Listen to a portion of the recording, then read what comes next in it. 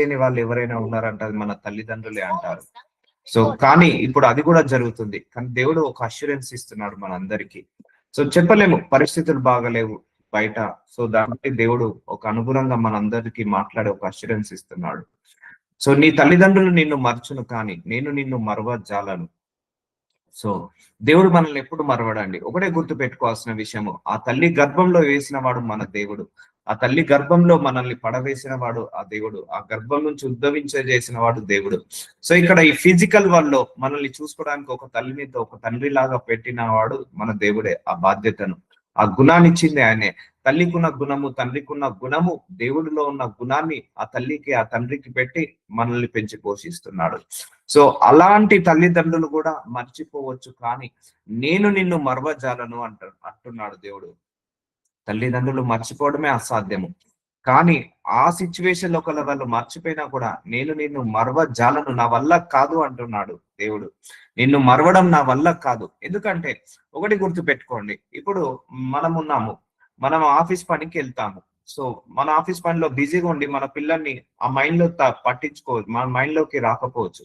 అయితే మనం ఇంటి పని, వంట పని చేసుకుంటున్నప్పుడు మన పిల్లలు స్కూల్లో ఉన్నారనుకోండి, మనం ఆలోచించకపోవచ్చు. మనం ఆ పని మీద ధ్యాస పడి, ఆ పని మీద ధ్యాస పెట్టుకొని ఆ 10 నిమిషాలు, ఆ అర్ధ గంటనో, ఆ గంటనో ఆ మీటింగ్ లో ఉండో మన పిల్లల్ని మనము జ్ఞాపకం చేసుకోకపోవచ్చు. కానీ దేవుడు అలా కాదండి. ఈచ్ అండ్ మిల్లీ సెకండ్ కూడా ఆయన మనల్ని జ్ఞాపకం చేసుకుంటాడు. ట్రస్ట్ మీ, నేనేమి చెప్పట్లేదు, నిజం చెప్తున్నాను. సో అంతే కదండి. ఇప్పుడు మీరే ఉద్యోగంకి వెళ్ళారు. సో ఉద్యోగం పని మీద ఉండి మీ పిల్లలు ఏం చేస్తున్నారో ఆలోచించకపోవచ్చు. ఆ సమయంలో ఉద్యోగ పని మీద పడి ఆ గంటనో అర్ధ గంటలో మీటింగ్ లో ఉన్నప్పుడు, ఉద్యోగంలో ఉన్నప్పుడు, ఇంటి పని, వంట పని చేసుకుంటున్నప్పుడు మనము మన పిల్లల్ని మర్చిపోవచ్చు, మనల్ని మన తల్లిదండ్రులు మర్చిపోవచ్చు ఆ సమయం. కానీ దేవుడు తెలుసా అండి, ఒక్క మిల్లీ సెకండ్ కూడా మనల్ని మర్చోడు. సెకండ్ సెకండ్ మన గురించి ఆలోచిస్తాడు. సెకండ్ సెకండ్ మన మీదనే ధ్యాస పెట్టుకుంటాడు. అందుకే నీ తల్లిదండ్రులు నిన్ను మర్చుడు, కానీ నేను నిన్ను మరవజాలను. నీ తల్లి నిన్ను మరిచిన, నీ తండ్రి నిన్ను విడిచిన, కానీ నేను నిన్ను ఎప్పటికీ మరవజాలను అని దేవుడు మనందరికీ ఒక అష్యూరెన్స్ ఇస్తున్నాడు. సో ఇప్పుడు అదే జరుగుతుంది. చాలా మంది తల్లిదండ్రులు లేకుండా ఉంటున్నారు, తల్లిదండ్రులు ఉన్నా కూడా పట్టించుకోకుండా ఉంటున్నారు. కానీ దేవుడు ఎప్పుడు కూడా పట్టించుకోకుండా ఉండే దేవుడు కాదండి. మన దేవుడు మనందరినీ పట్టించుకునే దేవుడు. ఆయన యొక్క కృప మన మీద సెకండ్ బై సెకండ్ ఉంటుంది. ఆయన కృప మన మీద ప్రతి మిల్లీ సెకండ్ తో సహా మన మీద ఉంటుందండి. ఆయన మన గురించి ఆలోచిస్తాడు. ఆయనకు వేరే ఉద్యోగం లేదండి. ఆయన ఉద్యోగం చేసుకోవాలి, ఇంటి పని చేసుకోవాలి, వంట పని చేసుకోవాలి, అది కాదు. ఆయన ఉద్యోగమే మనల్ని గురించి ఆలోచించడమే ఆయన ఉద్యోగము. మన గురించి రక్షించడమే ఆయనకు ఉద్యోగము. మనల్ని కాపాడుకోవడమే ఆయన ఉద్యోగం అండి. అందుకే నీ తల్లి నిన్ను మరచిన, చాలా మంది ఉన్నారు ఈ లోకంలో. తల్లిదండ్రులు మర్చిపోయిన వాళ్ళు ఉన్నారు.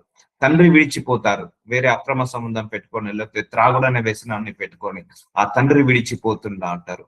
కానీ దేవుడు మాత్రం ఎప్పుడు కూడా గుర్తు పెట్టుకోవాల్సిన విషయము, అయ్యో నా తల్లి చూసుకోవట్లేదే, అయ్యో నా తండ్రి చూసుకోవట్లేదే అని మనం భయపడాల్సిన అవసరం లేదు, బాధపడాల్సిన అవసరం లేదు. కానీ దేవుడు మనల్ని చూసుకుంటున్నాడు, దేవుడు మనల్ని కాపాడుకుంటున్నాడు అనే నమ్మకంతో ఉండండి. ఎందుకంటే ఆయన నిన్ను మరవజాలను అంటున్నాడు. So it's unable to forget. ఆయన వల్ల కాదు. అర్థమవుతుందా అండి? ఆయన మనల్ని మర్చిపోవడము ఆయన వల్ల కానే కాదు, అసాధ్యము ఆయనకు. కావాలంటే ఇంకొకసారి భూలోకానికి వచ్చి మన కోసం మరణించమంటే మరణిస్తాడు యేసయ్య. అంతేకాని మరవడానికి మాత్రం ఆయన ఒప్పుకోడు. ఆయన వల్ల కాదు. నిన్ను నన్ను మర్చిపోవడం ఆయన వల్ల కాదు. మనల్ని, మన కుటుంబాలను మర్చిపోవడం ఆయన వల్ల కానే కాదు. అది ఒకటి మాత్రం గుర్తు చేసుకోండి. సో నీ గుర్తు పెట్టుకో, నాకు అన్న మాట్లాడట్లేదు, అక్క మాట్లాడట్లేదు, చెల్లె మాట్లాడట్లేదు, నా తల్లి పట్టించుకోవట్లేదు, తండ్రి పట్టించుకోవట్లేదు అని అంటున్నాడా? It's a good news. నువ్వు దేవుడి ప్రణాళికలో ఉన్నట్టు, నువ్వు దేవుడి యొక్క చిత్తంలో ఉన్నట్టు. ఎందుకంటే దిక్కు లేని వాళ్లకు దేవుడే దిక్కు అని అంటారు. సో కాబట్టి మన దేవుడే మనకు దిక్కుగా ఉంటాడు. సో అందుకే ఎవరు మరిచినా, ఎవరు విడిచినా ఒకటే గుర్తుపెట్టుకో, నీకొకరు ఉన్నారు. నువ్వెప్పుడు కూడా ఒంటరి వాడనని మాత్రం నువ్వు అనుకోవద్దు. నేను ఒంటరి దాననని మాత్రం నువ్వెప్పుడు కూడా అనుకోవద్దు. నువ్వెప్పుడు కూడా అలా అనుకున్నావంటే నీ పక్కన యేసయ్య లేనట్టు. నీతోటి తండ్రి ఉన్నాడు, నీతోటి కుమారుడు ఉన్నాడు, నీతోటి పరిశుద్ధాత్మ దేవుడు ఉన్నాడు. సో ఈ ముగ్గురు మనతోటే ఉన్నారు. సో నువ్వు బయటికి వెళ్తున్నప్పుడు ఈ ముగ్గురు యొక్క కృప, ముగ్గురు యొక్క తోడు మనకు ఉంటుంది. అందుకే ఎప్పుడు కూడా నేను ఒంటరి దానని ఎప్పుడు అనుకోకు, ఒంటరి వాడనని ఎప్పుడు అనుకోకు.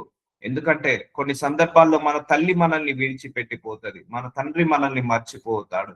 కానీ దేవుడు మాత్రం మనల్ని ఎప్పుడు కూడా విడిచిపెట్టాడు, మర్చిపోడు. ఆయన మనసులో నుంచి కూడా మనల్ని విడిచిపెట్టాడండి. ఆయన తలంపులో నుంచి కూడా మనల్ని విడిచిపెట్టాడు, మన కుటుంబాలను విడిచిపెట్టాడు. ఎందుకంటే ఈ భూలోకానికి రాకముందు నుంచే మనం యేసయ్య దగ్గర ఉన్నాము. మనం యేసయ్య దగ్గర నుంచి వచ్చాము. ఈ భూలోకానికి వచ్చేటప్పుడు ఆయన దగ్గర నుంచి వచ్చాము.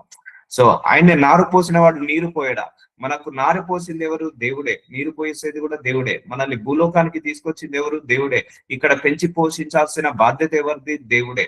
సో కాబట్టి ఆయనకే అల్టిమేట్. అందుకే ఈ అనాథాశ్రయాల మీద దేవుడి యొక్క ప్రణాళిక ఏంటిదంటే, ఎవరైతే ఇలా తల్లిదండ్రులను విడిచిపెట్టిన వాళ్ళు ఉంటారో వాళ్ళందరినీ కూడా దేవుడు అనాథాశ్రమాలకు చేర్చి వాళ్ళని అక్కడ పెంచి పోషిస్తున్నాడు. అర్థమవుతుందా అండి? ఆయన మరవజాలడు.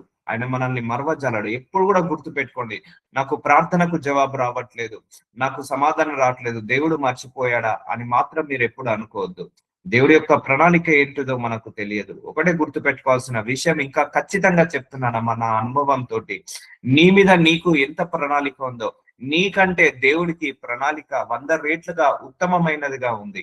అర్థమవుతుందండి? మన గురించి మనం మంచి ప్రణాళిక కలిగి ఉంటాము. మనకంటే మన మీద మనకున్న ప్రణాళిక కంటే ఇంకా 100 రెట్ల 1000 రెట్ల మంచి ప్రణాళిక ఆయన లోపల కలిగి ఉంటాడు. ఆయన మన మీద కలిగి ఉంటాడు. ఎందుకంటే ఆయన నువ్వు బిడ్డవు, ఆయన నీ కుమారుడవు. సో మనకు భూలోకంలో ఈ తల్లి అనే గుణము, తండ్రి అనే గుణం ఇచ్చింది ఎవరు? ఆయనదే. ఆయన గుణమే మనకిచ్చాడు. ఆయన గుణమే, తల్లిలో ఉన్న గుణమే, తండ్రిలో ఉన్న గుణమే పెట్టేసి ఆ ద్వారా మన పిల్లల్ని పెంచేలాగా మనకు తయారు చేస్తున్నాడు. ఇప్పుడు మన పిల్లలు కూడా మనము తల్లిదండ్రులను కాక ముందుకే మన దేవుడే వాళ్ళకు తండ్రి, తల్లి. అర్థమవుతుందా అండి? సో మన పిల్లలకు మనము తల్లిదండ్రులంగా ఉన్నాము. సో మనము తల్లిదండ్రులుగా కాక ముందుకే ఆ పరలోకపు తండ్రిలాగా తల్లిలాగా ఉన్నాడు. ఒకవేళ మనము విడిచిపెట్టిన మన పిల్లల్ని మన దేవుడు మాత్రం విడిచిపెట్టాడండి. ఎంతో మంది అర్ధంతరంగా చనిపోయారు తల్లిదండ్రులు. చనిపోయిన వాళ్ళ పిల్లల్ని కూడా దేవుడు గొప్పగా పెంచి పోషించి వాళ్ళను గొప్ప ప్రయోజకులుగా చేశారు. ఎంతో మంది కని రోడ్డు మీద వదిలేశారు తల్లిదండ్రులు. వాళ్ళందరినీ కూడా, ఆ పిల్లలందరినీ కూడా తీసుకొని దేవుడు అనాథ శరణాల ద్వారా కాపాడుకుంటూ వస్తున్నాడు పిల్లల్ని. ఎందుకంటే మన తల్లిదండ్రుల కంటే ఆ పైన పరలోకం ఉన్న తల్లిదండ్రి మన యేసయ్య, ఆయనకు ముఖ్యమైన బాధ్యత ఈ భూలోకంలో ఉన్న ప్రతి ఒక్కరిని పెంచి పోషించడం ఆయన బాధ్యత. ఇప్పుడు మనం ఉన్నాము, మన పిల్లల్ని మాత్రమే పెంచి పోషిస్తాము. అలాగే పరలోకపు తండ్రి ఈ భూలోకంలో ఉన్న సమస్త జనాంగము కూడా ఆయన పిల్లలే. అందుకే ఆయన అందరినీ మర్చిపోడు, అందరినీ విడిచిపోడు. కాబట్టి ఒక బంధువు మాట్లాడట్లేదనో, ఒక తల్లి మాట్లాడట్లేదనో, ఒక తండ్రి మాట్లాడట్లేదనో, లేకపోతే తల్లే అన్యాయం చేసిందనో, తండ్రి మోసం చేశాడనో బాధపడాల్సిన అవసరం లేదు. ఆ తల్లి మోసం చేసిన, ఆ తండ్రి మోసం చేసిన, నేను నిన్ను మోసం చేయడానికి ఈరోజు దేవుడు అష్యూరెన్స్ ఇస్తున్నాడు. కాబట్టి తల్లి మర్చిన, తండ్రి మర్చిన, నేను నిన్ను మరవజాలను అని దేవుడు చెప్తున్నాడు. ఈ కాంటెక్ట్ ఆయన వల్ల కాదు, అసలు మనల్ని మర్చిపోవడం ఆయన వల్ల కానే కాదు. అసాధ్యం అది. అందుకే దేవుడితో కనెక్ట్ అంటున్నాను. అందుకే మన మనసు, మన ఆలోచనలు, మన తలంపులు you always be with God only. దేవుడితో కనెక్ట్ అయి ఉండండి ప్రతి క్షణము. సత్సంబంధాన్ని పెంచుకోండి. సో దేవుడితో ఏంటిది, గొప్ప రిలేషన్షిప్ ఉండాలి దేవుడితోటి. అది దేవుడు మన నుంచి ఎక్స్పెక్ట్ చేస్తున్నాడు. సో చూద్దాము వాక్యం ద్వారా. యోషయ్య 49వ అధ్యాయం 1వ వచనము, ద్వీపములారా నా మాట వినుడి, సో దూరమునున్న జనములారా ఆలకించుడి, నీ గర్భమున పుట్టగానే యెహోవా నన్ను పిలిచెను. సో చూసారా, నేను గర్భమున పుట్టగానే అంటే గర్భం నుంచి ఇక బయటికి రాలేదు, ఆ గర్భంలో నువ్వు పుట్టావు. అర్థమవుతుందండి? గర్భం నుండి పుట్టడం వేరు, గర్భమున పుట్టడం వేరు. గర్భం నుండి పుట్టడం ఎప్పుడవుతుందండి? 9 నెలలు దాటిన తర్వాత మనం గర్భంలో నుంచి వస్తాము. సో 9 నెలలకు ముందే, అంటే గర్భంలో పుట్టగానే యెహోవా నన్ను పిలిచెను. చూసారా అండి? మనం తల్లి గర్భంలో ఉన్నప్పుడే ఆయన మనల్ని పిలుచుకున్నాడండి. తల్లి గర్భంలో నుండే మనల్ని పేరు పెట్టి పెంచుకున్నాడు. ఈరోజు నీకు ఒక పేరు కలిగి ఉన్నావు, అది దేవుడే. నువ్వు పుట్టక ముందుకే దేవుడు నీకు ఆ పేరు పెట్టి నీ తల్లిదండ్రుల ద్వారా ఆ పేరుని ఖరారు చేశాడు. అందుకే నా మాట వినండి, దూరం ఉన్న జనములారా, అంటే మీరు నాకు దూరంగా బ్రతుకుతున్నారు. ఇగో చూడండి దేవుడు ఎంత గొప్పగా మాట్లాడుతున్నాడు. ద్వీపములారా అంటే మనల్ని అలా పిలుస్తున్నాడు. నా మాట వినుడి. దూరంనున్న జనములారా అంటే మీరందరూ నాకు దూరంగా నివసిస్తున్నారు కదా, మీరు ఆ రిలేషన్ ఈ రిలేషన్ అని నాకు దూరంగా నివసిస్తున్నారు కదా, అయితే ఆలకించండి. నేను గర్భమున పుట్టగానే యెహోవా నన్ను పిలిచెను. చూసారా, మనం గర్భంలో పిండంలాగా పుడతాం కదా ఫస్ట్. ఒక ఆవగింజ రూపంతో, ఒక గింజ రూపంతో, ఒక విత్తనం రూపంతో మనం మొదలవుతుంది మన గర్భంలో ప్రయాణము.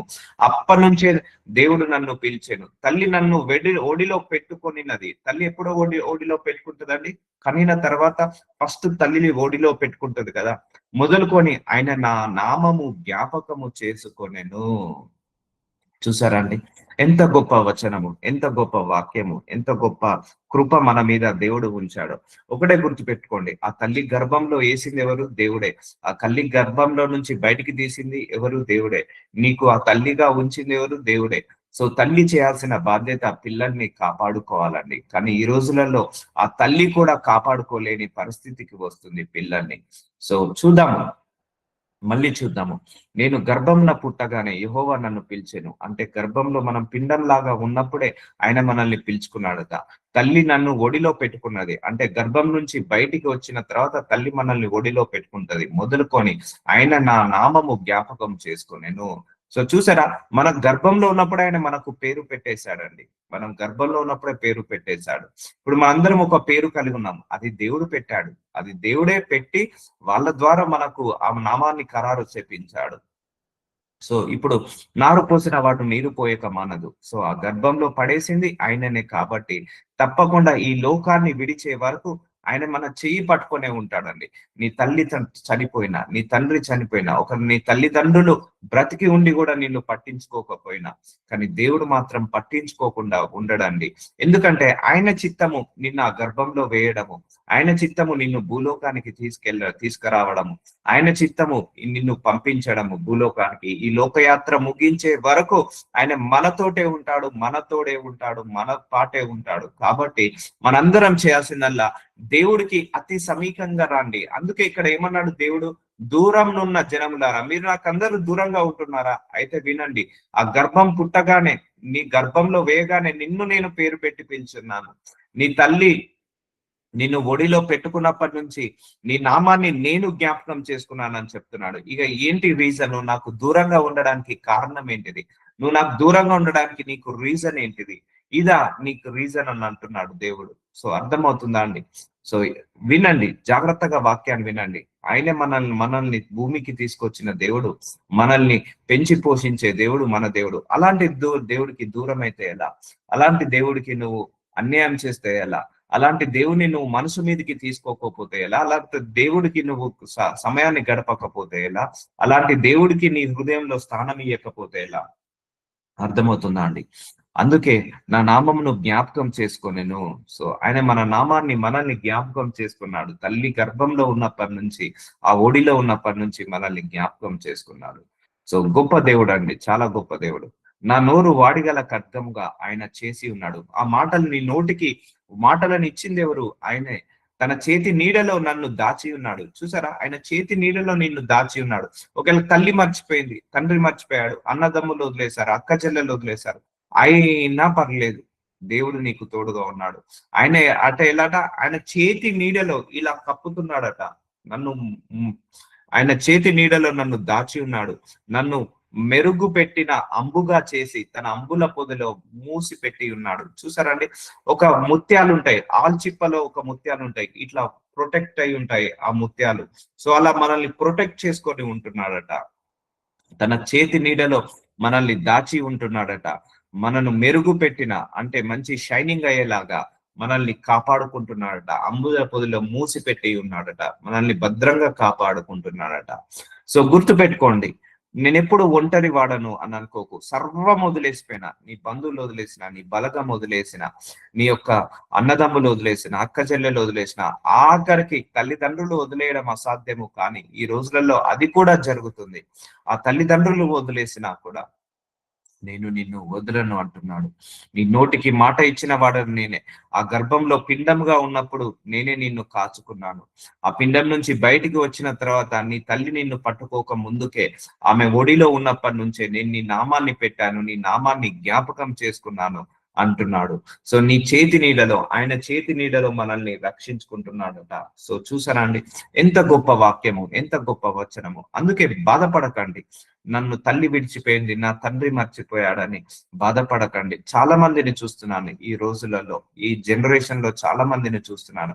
I'm getting lot of prayer request. అయ్యా, నా తల్లి నాకు అన్నం పెట్టట్లేదు, అయ్యా నా తల్లే నన్ను మోసం చేస్తుంది, నా తండ్రే నన్ను విడిచిపెట్టాడు, మమ్మల్ని పట్టించుకోకుండా వదిలేసి పరాయి ఆడదానితో తిరుగుతున్నాడు. సో ఒకటే గుర్తు పెట్టుకోండి, అలాంటి తల్లిదండ్రులు లేరా ఈ రోజులలో? ఉన్నారు. కానీ దేవుడు మాత్రం మోసం చేయడండి. దేవుడు మాత్రము అన్యాయం చేయడు. దేవుడు మాత్రం వదలడు, దేవుడు మాత్రం విడవడు, దేవుడు మాత్రం మనల్ని మర్చిపోకుండా ఉండలేడు. ఆయన వల్ల కాదు. మళ్ళీ కావాలంటే భూలోకానికి వచ్చి మన కోసం మళ్ళీ నలగొట్టబడి, చితగొట్టబడి, శిలువలో మరణించమంటే మళ్ళీ మరణిస్తాడు. కానీ మనల్ని మర్చిపోవడం అంటే ఆయన వల్ల కానే కాదు. అందుకే చాలా జాగ్రత్తగా ఈ టైటిల్ ని వినండి. నీ తల్లి నిన్ను మరచిన, నీ తండ్రి నిన్ను విడిచిన, కానీ నేను నిన్ను ఎప్పటికీ మరవజాలను. ఈ వాక్యం మాత్రం మీరు లైఫ్ లో గుర్తు పెట్టుకోండి, లైఫ్ లో గుర్తు పెట్టుకోండి.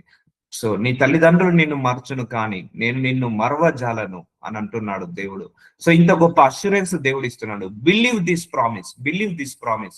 ఈ ప్రామిస్ ని బిలీవ్ చేయండి, ఈ ప్రామిస్ ని రిసీవ్ చేసుకోండి, ఈ ప్రామిస్ ని క్లెయిమ్ చేయండి. కొన్ని సందర్భాల్లో భార్య వదిలేసిపోవచ్చు, కొన్ని సందర్భాల్లో భర్త వదిలేసిపోవచ్చు, కొన్ని సందర్భాల్లో తల్లిదండ్రులు మనకంటే ముందుగానే మరణించిపోవచ్చు, కొన్ని సందర్భాల్లో తల్లిదండ్రులు ఉండి కూడా వదిలేసిపోవచ్చు అక్రమ సంబంధాలు పెట్టుకొని, కొన్ని సందర్భాల్లో తల్లికి మనం భారంగా కావచ్చు, తండ్రికి భారంగా కావచ్చు, కొన్ని సందర్భాల్లో అన్నదమ్ములు మా దగ్గర ఉండకపోవచ్చు, అక్క చెల్లెలు ఉండకపోవచ్చు. గుర్తుపెట్టుకోండి, భూలోకంలో ఏ రిలేషన్ నీ దగ్గర ఉన్నా, ఏ రిలేషన్ నీకు దగ్గర లేకపోయినా, ఎవరు నిన్ను ఆదరించినా, ఎవరు నిన్ను ఆదరించకపోయినా, దేవుడు అనేవాడు ఉన్నాడు, యేసయ్య మాత్రం ఉన్నాడు. ఆయన ఎప్పుడు కూడా నిన్ను ఆదరిస్తూనే ఉంటాడు. ఈ భూలోకంలో విడిచి వెళ్లే వరకు ఎవరో ఒకరి ద్వారా నీకు సహాయాన్ని ఇప్పిస్తూనే ఉంటాడు, ఎవరో ఒకరి ద్వారా నిన్ను ఆదుకుంటాడు, ఎవరో ఒకరి ద్వారా నిన్ను తృప్తి పరుస్తూనే ఉంటాడు. కానీ అతను మరవ జాలడు. సో ఎప్పటికి కూడా మరవ జాలడు. అందుకే దూరమునున్న జనములారా, మీరందరూ దూరంగా బ్రతుకుతున్నారు. అయితే చూడండి, నీ గర్భంలో నువ్వు పుట్టగానే నేను నిన్ను పిలుచుకున్నాను. నీ తల్లి ఒడిలో పెట్టుకున్నది మొదలుకొని నీ నామంని జ్ఞాపకం చేసుకున్నాను అంటున్నాడు. సో నీ నోటికి మాటలు ఇచ్చింది నేనే అంటున్నాడు. నీ చేతి నీడలో, ఆయన చేతి నీడలో నన్ను దాచి ఉంచున్నాడు, నన్ను మరుగు పెట్టిన అంబుగా చేసి అమ్ముల పొదలో మూసి పెట్టినాడు. ఆయన చేతి నీడలో మనల్ని దాచుకున్నాడట అండి. ఏ అపవాది కూడా నిన్ను ముట్టాడు, ఏ అపవాది కూడా నిన్ను వదిలేయడు. సో నువ్వు ఆయనలో రండి. అందరు కూడా నేను చెప్తున్నా, turn your heart towards to the God. అందరూ దేవుడి వైపుకు తిరగండి, దేవుడి వైపు మనస్సుని మార్చుకోండి. ఇంకా ఉండాలి, రెస్పెక్ట్ ఇవ్వాలి. తల్లికి రెస్పెక్ట్ ఇవ్వండి, తండ్రికి రెస్పెక్ట్ ఇవ్వండి, సో అందరికి రెస్పెక్ట్ ఇవ్వండి. కానీ అందరూ వదిలేసి పోయారని మాత్రం బాధపడకండి. ఎందుకంటే మనము మన చుట్టూ అన్ని రిలేషన్లు ఉన్నప్పుడు మనకు దేవుడి విలువ కూడా తెలియదండి. కొన్ని సందర్భాల్లో దేవుడి విలువ తెలవాలని ఆ తల్లిని దూరం చేయొచ్చు, ఆ తండ్రిని దూరం చేయొచ్చు, ఆ అన్నదమ్ములను దూరం చేయొచ్చు, ఆ బంధువులను, స్నేహితులను దూరం చేయొచ్చు. అప్పుడే దిక్కు లేని వాళ్ళకు దేవుడే దిక్కు. కాబట్టి మనల్ని దగ్గరగా చేసుకోవాలని కొన్ని సందర్భాల్లో కొంతమందిని దూరం చేసి ఉండొచ్చు. సో అందుకే తిట్టుకోకండి, ఎవరిని కూడా శపించుకోకండి. ఎందుకంటే మనము దేవుళ్ళలోకి రావడము ఆయన చిత్తము. ఎందుకంటే మనం భూలోకానికి వచ్చింది ఆయన దగ్గర నుంచే, చనిపోయిన తర్వాత వెళ్ళేది మళ్ళీ ఆయన దగ్గరకే. ఈ లోకయాత్రలో ఎంతో మంది మనల్ని పట్టించుకోవచ్చు, ఎంతో మంది మనల్ని పట్టించుకోకపోవచ్చు, ఎంతో మంది మనల్ని వదిలేయచ్చు, ఎంతో మంది మనల్ని వదిలించుకోవచ్చు. కానీ దేవుడు మాత్రం మనల్ని ఎప్పుడు కూడా వదిలేయడు, వదిలించుకోడు. నువ్వు సర్వ పాపాలు చేయి, నువ్వు ఎన్ని పాపాలు చేసినా, ఎన్ని దోషాలు చేసినా, మన మనుషులైతే ఒక తప్పు, ఒక పొరపాటు, ఒక పాపం చేయగానే వదిలేసిపోతారు, నువ్వు నీచుడవు, నువ్వు మోసగాడివు అని. కానీ దేవుడు అలాగా వదిలేసిపోడండి. ఎందుకంటే మనం అందరము ఆయన బిడ్డలము, మనందరము మన తల్లిదండ్రుల కంటే ముందు ఆయన బిడ్డలము. మన పిల్లలు కూడా మనకంటే మనము తల్లిదండ్రులుగా కాకముందుకే మన పిల్లలకు కూడా తల్లి అయిన తండ్రి అయిన మొట్టమొదటగా ఆయననే.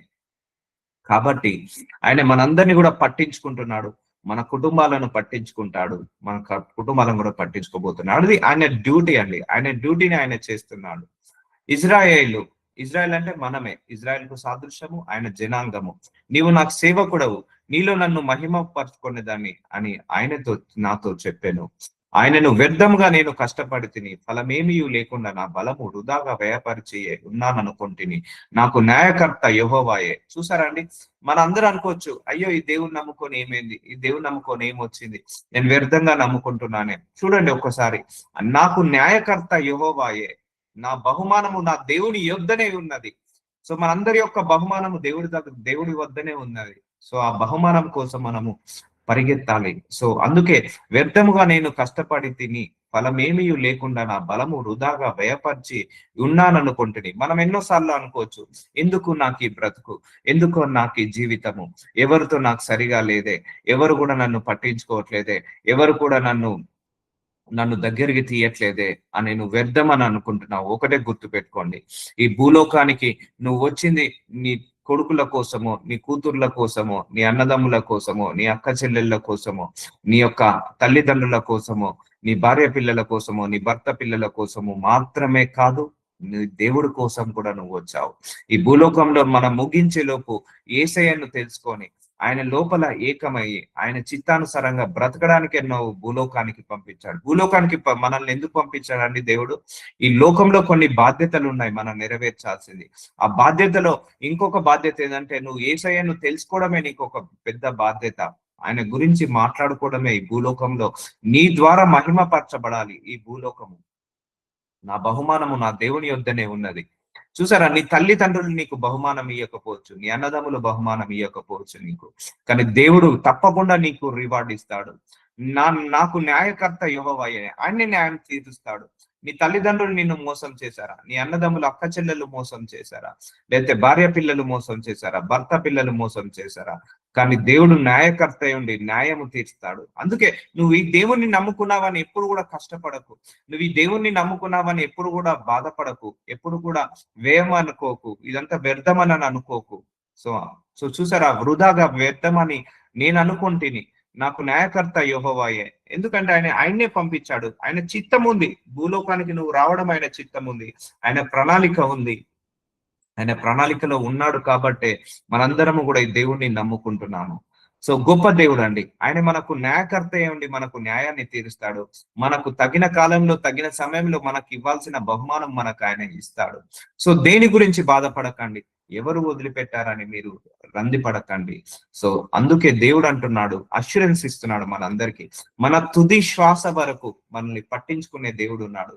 మన తుది శ్వాస వరకు మనల్ని వదిలివేయకుండా, మనల్ని మర్చిపోకుండా, మనల్ని వదిలివేయకుండా మర్చిపోకుండా మనల్ని ఆదరించే దేవుడు, ఆదుకునే దేవుడు, సహాయం చేసే దేవుడు, హెచ్చించే దేవుడు, బలపరిచే దేవుడు, మహిమపరిచే దేవుడు, హెచ్చించే దేవుడు, ఆశీర్వదించే దేవుడు, స్వస్థతపరిచే దేవుడు మనకు యేసయ్య ఉన్నాడు. సో ఆయన మనకు స్వస్థతనిస్తాడు. అందుకే నీ దేవుని నువ్వు కంప్లీట్ గా నువ్వు ప్రొటెక్ట్ చేసుకో, అంటే అన్ని విషయాలలో నమ్ము. అందుకే నువ్వు దేవుని ఏమనాలి, God your is my healer. నీకు వైద్యం కావాలన్నప్పుడు ఆయన వైద్యుల్లాగా వస్తాడు. God your is father, father లో ఉన్న గుణం ఆయనకు ఉంది. Your is my mother, mother లో ఉన్న గుణం ఆయనకు ఉంది. Your is my brother, brother లో ఉన్న గుణం ఆయనకు ఉంది. మన భూలోకంలో ఒక అన్నకు ఉండాల్సిన క్వాలిటీస్, ఒక తమ్ముడికి, ఒక అన్నదమ్ములకు ఉండాల్సిన క్వాలిటీస్ ఉండకపోవచ్చు, కానీ మన దేవుళ్ళు ఒక అన్నదమ్ములకు ఉండాల్సిన క్వాలిటీస్ ఉన్నాయి. మన తల్లిదండ్రులకు కూడా తల్లికి ఉండాల్సిన గుణము, తండ్రికి ఉండాల్సిన గుణము లేకపోవచ్చు. ఎంతో మంది తల్లులు పిల్లల్ని కర్స్ చేస్తున్నారండి, శపిస్తున్నారు, పిల్లల్ని శపిస్తున్నారు. ఎంతో మంది తల్లిదండ్రులు కన్న పిల్లల్నే ఆరిపోసుకుంటున్నారు, కన్న పిల్లల్నే శపిస్తున్నారు, కన్న పిల్లల్నే నాశనాన్ని కోరుకుంటున్నారు. కానీ మన దేవుడు అలా కాదు. చూసారా అండి, ఆ తల్లి తండ్రుల యొక్క గుణము మారుతుంది, కానీ మన దేవుడి యొక్క గుణము మారదు.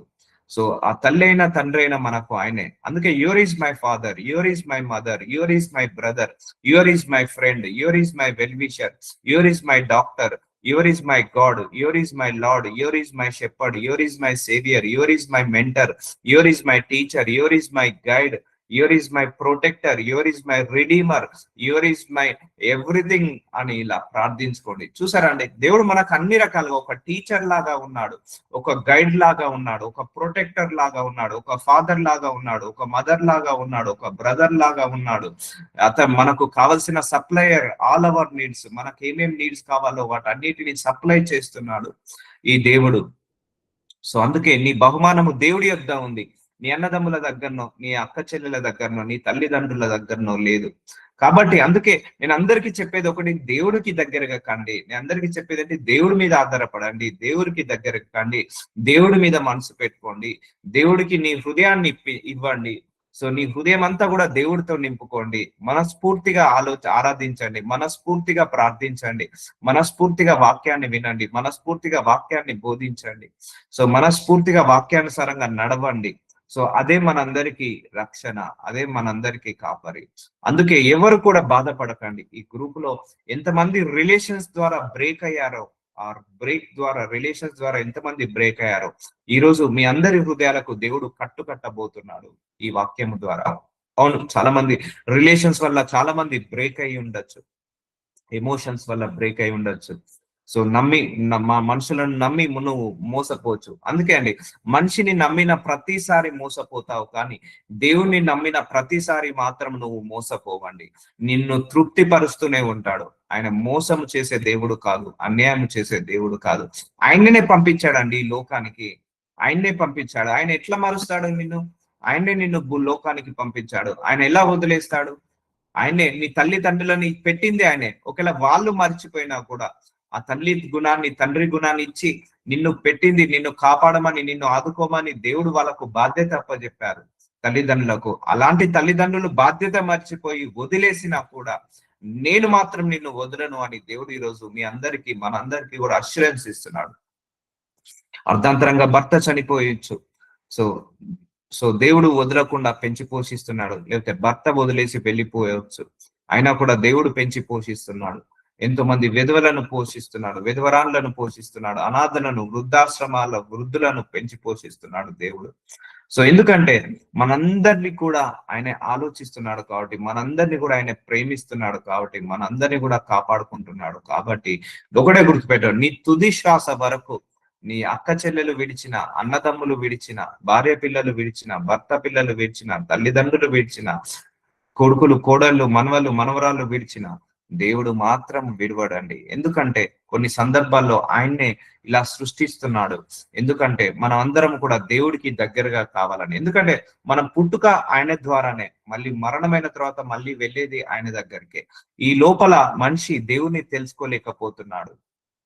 ఈ రిలేషన్స్ అనే మత్తులో పడి దేవుణ్ణి తెలుసుకోవాలి. నువ్వు భూలోకానికి రావడానికి కారణము, you need to know Jesus Christ on the earth. నువ్వు దేవుడికి నీ హృదయాన్ని అప్పచెప్పాలి, నువ్వు దేవుణ్ణి తెలుసుకోవాలి. భూలోకానికి రావడానికి అందుకే పంపించాడు అన్నే. నేను భూలోకాన్ని పంపించింది ఎందుకు?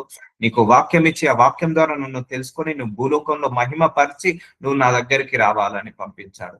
ఈ భూలోకంలో కొన్ని బాధ్యతలు ఉన్నాయి. నువ్వు చదువుకోవడం ఒక బాధ్యత, నీ భార్య పిల్లల్ని చూడడం, తల్లిదండ్రులను చూసుకోవడం, లేకపోతే నీ భర్తను చూడడం, లేకపోతే నీ యొక్క మినిస్ట్రీని చూసుకోవడం, దేవుడు సేవ చేయడం, లేకపోతే ఈ సొసైటీలో ఒక బాధ్యతలు దేవుడు అప్పచెప్పాడు.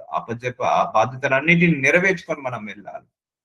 అందుకే మై డియర్ చర్చ్, నా సంగమా, మీరందరూ కూడా దేని గురించి భయపడకండి, దేని గురించి బాధపడకండి.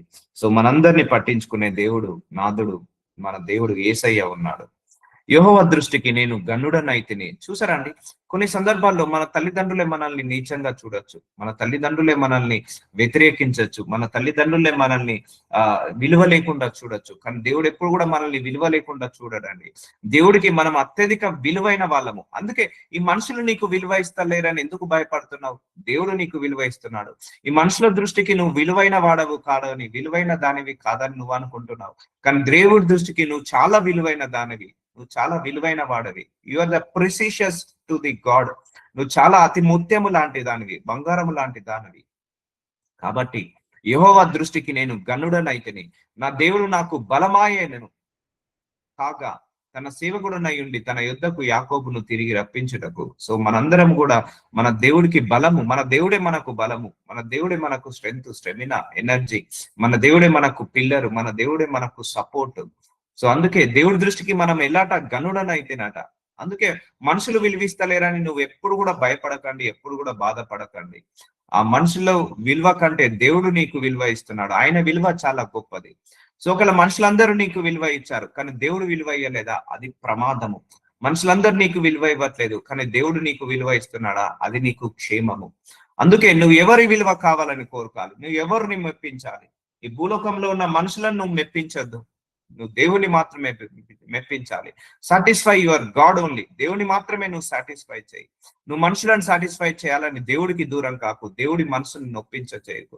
సో నువ్వు సాటిస్ఫై చేయాల్సింది దేవుడిని మాత్రమే. తల్లినో, తండ్రినో, అన్ననో, అక్కనో, చెల్లినో, అన్నదమ్ములో వాళ్ళు ఎప్పుడు కూడా సాటిస్ఫై కాదు. నువ్వు ఎంత మంచిగా ఉన్నావని ఎవరు అన్నారు, నువ్వు ఎంత మంచి చేసావని ఎవరు కూడా చెప్పరు, ఎవరు కూడా అనుకోరు. కానీ నువ్వు నీ దేవుడి కోసం కొంచెం మంచి చేసినా కూడా ఆయనే యుగ యుగముల వరకు జ్ఞాపకం చేసుకుంటాడు. పరలోకంలో కూడా ఇప్పుడు నువ్వు ఈ రోజు మంచి చేసావా, 100 సంవత్సరాల తర్వాత నువ్వు పరలోకానికి వెళ్ళావా, ఆ మంచి దేవుడిగో నువ్వు ఈ రోజు ఈ మంచితనం చేశావు, నేను జ్ఞాపకం పెట్టుకున్నానని నీ ముందు ఒక కెమెరాలో చూపించినట్టుగా, ఒక వీడియోలో చూపించినట్టుగా చూపిస్తాడు నీ దేవుడు. అందుకే యెహోవా దృష్టికి నేను గనుడనైతిని. గుర్తుపెట్టుకోండి, మనందరము చాలా విలువైన వాళ్ళము. ఎవరో విలువ ఇవ్వట్లేదని నువ్వు విలువ తక్కువ కాకు ఎప్పుడైనా కూడా. అర్థమవుతుందా?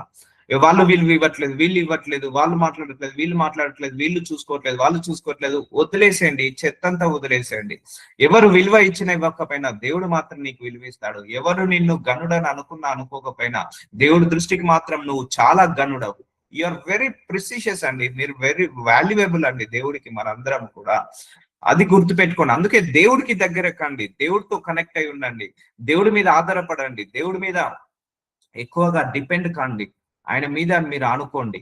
నా దేవుడు నాకు బలమాయను. చూసారా, గాడే మనకు స్ట్రెంగ్త్ ఇస్తాడు. నీ శక్తిహీనత ఉన్నప్పుడు నీ తల్లిదండ్రులు శక్తి ఇవ్వరండి, దేవుడే నీకు శక్తిని ఇస్తాడు, దేవుడే నీకు బలాన్ని ఇస్తాడు.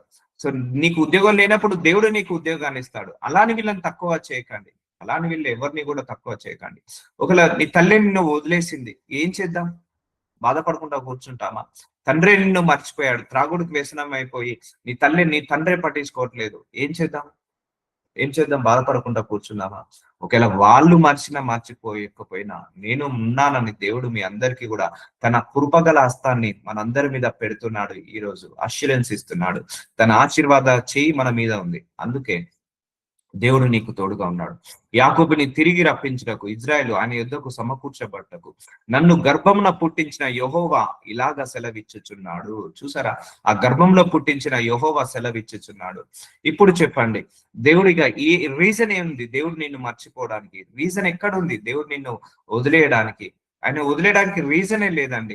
ఒకవేళ ఆ గర్భంలో వేసింది ఎవరు? దేవుడే కదా. ఆ గర్భంలో వేసినందుకు ఆ తల్లిదండ్రులకు కూడా జ్ఞానం లేకపోతే, ఆ తల్లిదండ్రులకు కూడా నిన్ను పెంచి పోషించే ప్రేమ లేకపోతే, ఆ తల్లిదండ్రుల యొక్క ప్రేమను రుచి చూడకపోతే, అయితే దేవుడు అంటున్నాడు, నా ప్రేమను నీకు రుచి చూపిస్తాను, నా ప్రేమను నిన్ను ఆదరిస్తుంది అని చెప్తున్నాడు.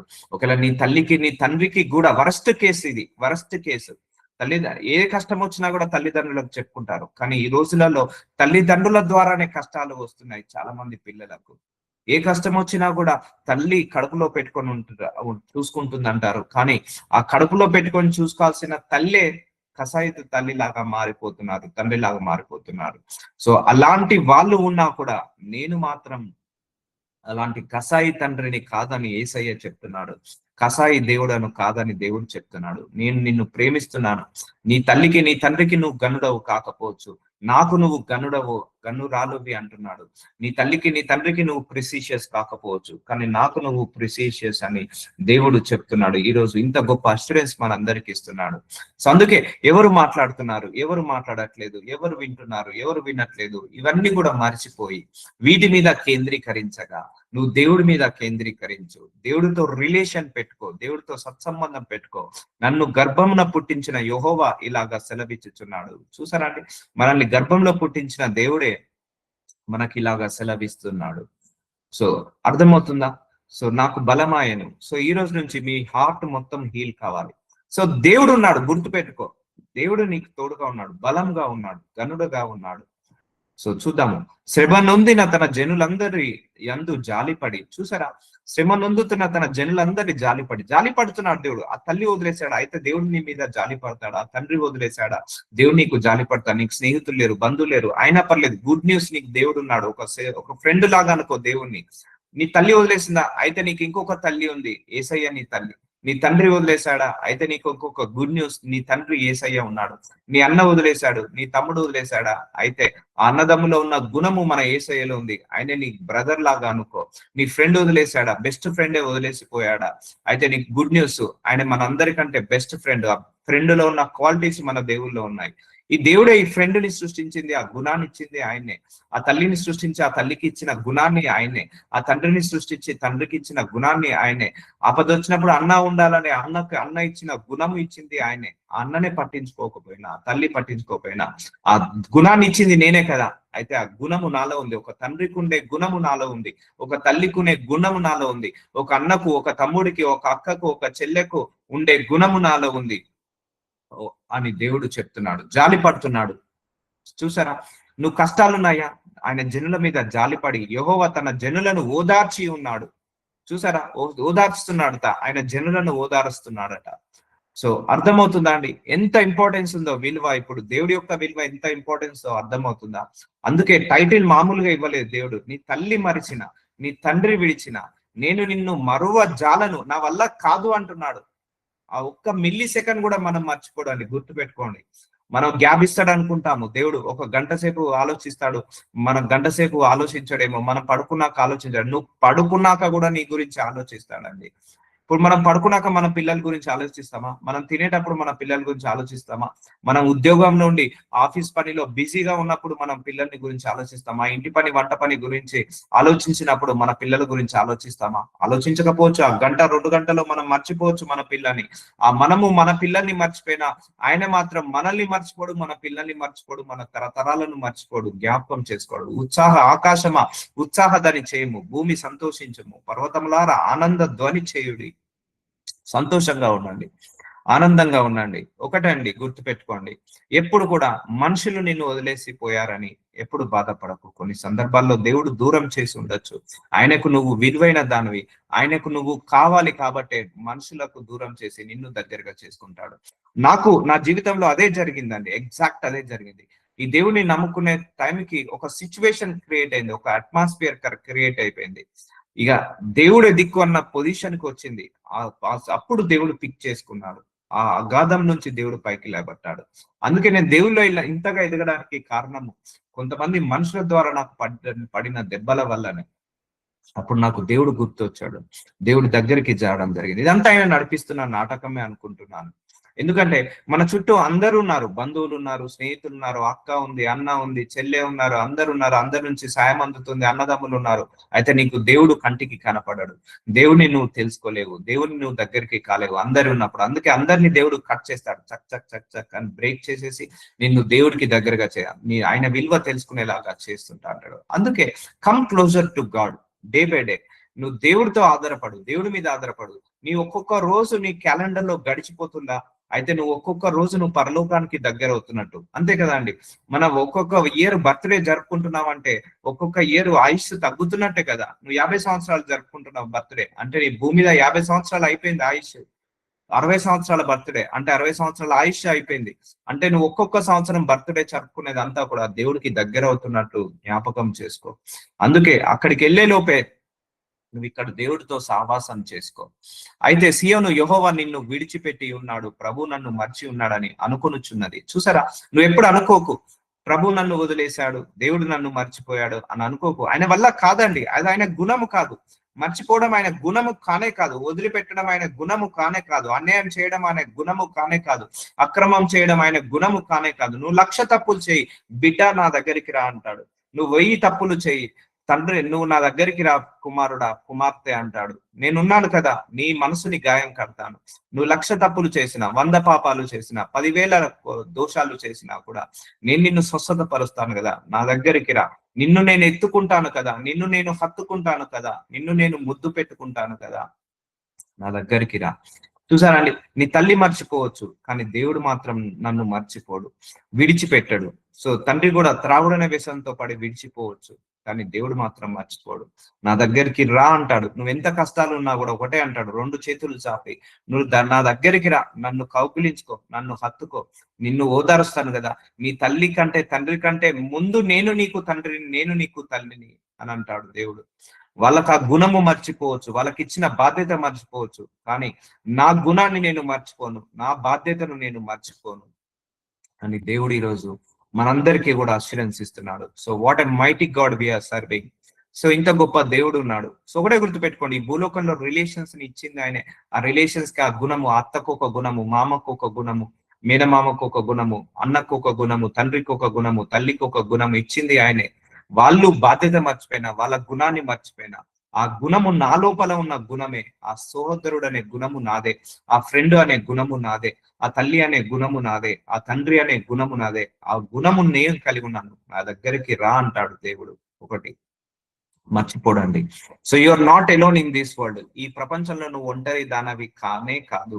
యేసయ్య నీకు తోడుగా ఉన్నాడంటే, ఒక తల్లి తోడుగా ఉన్నట్టే, ఒక తండ్రి తోడుగా ఉన్నట్టే, ఒక 10,000 బంధువులు తోడుగా ఉన్నట్టే, బలగము తోడుగా ఉన్నట్టే, స్నేహితులు ఒక 1000 మంది స్నేహితులు తోడుగా ఉన్నట్టే, అంతకు మించే ఆయన నీకు తోడుగా ఉంటే చాలు. ఇంతమంది తోడుగా ఉన్నా లేకపోయినా ఆయన ఉంటే, బంధువులు ఉన్నట్టు, బలగం ఉన్నట్టు, తండ్రి ఉన్నట్టు, తల్లి ఉన్నట్టు, సహోదరులు ఉన్నట్టు, అందరూ ఉన్నట్టు. సో చూసారా, you always depend on God. You need to know your God. నీ యొక్క దేవుడి యొక్క గుణాన్ని తెలుసుకో, నీ యొక్క దేవుడి యొక్క మంచితనాన్ని తెలుసుకో, నీ దేవుడి యొక్క మానవత్వాన్ని తెలుసుకో, దైవతత్వాన్ని తెలుసుకో, నీ దేవుణ్ణి తెలుసుకో. అన్నిటిగా మీలో చాలా మంది భర్తను నమ్మారు కానీ మోసపోయారు, చాలా మంది తల్లిదండ్రులను నమ్మారు, మోసపోయారు, చాలా మంది అక్క చెల్లెలను నమ్మారు, మోసపోయారు, అన్నదమ్ములను నమ్మారు, మోసపోయారు, భార్య పిల్లల్ని నమ్మారు, మోసపోయారు, భర్తను పిల్లల్ని నమ్మారు, మోసపోయారు.